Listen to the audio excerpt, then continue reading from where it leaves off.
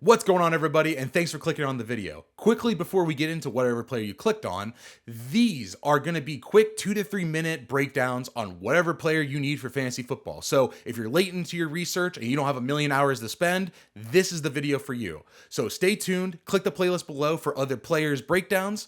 Thanks for watching. Enjoy the video. Coming in, my number 5 receiver this year is A.J. Brown of the Philadelphia Eagles. And one thing about A.J. Brown that I kind of admire is that he's been super consistent with Philadelphia. I mean, the last 2 years, just looking at his overall stats, I mean, he's played in 17 games both years, over 150 targets, 88 receptions the first year, 106 last year, over 1,400 yards, 11 and 7 touchdowns. I mean, you don't get much better than that. I mean, A.J. Brown is obviously not going to be 100% consistent, because if he was, he wouldn't be in this realm of receiver. You know, he would be with the guys. He'd be in the tier of, CeeDee Lamb, Tyreek Hill, Justin Jefferson, Jamar Chase. He's one outside of that, kind of with the Amon-Ra St. Brown group. Maybe you can even throw in the Puka Nacua, Garrett Wilson kind of cluster there at the end of your first round.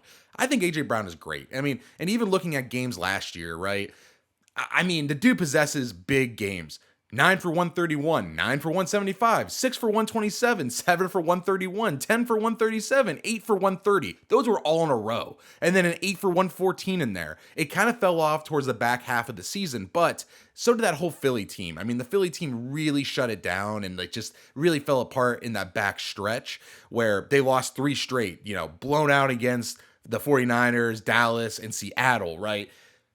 I think Kellen Moore can come in with the addition of Saquon Barkley, and this offense can really open up. And the one thing I love about A.J. Brown is that he doesn't need 170 targets to be successful in fantasy, because he is a downfield jump ball touchdown maker.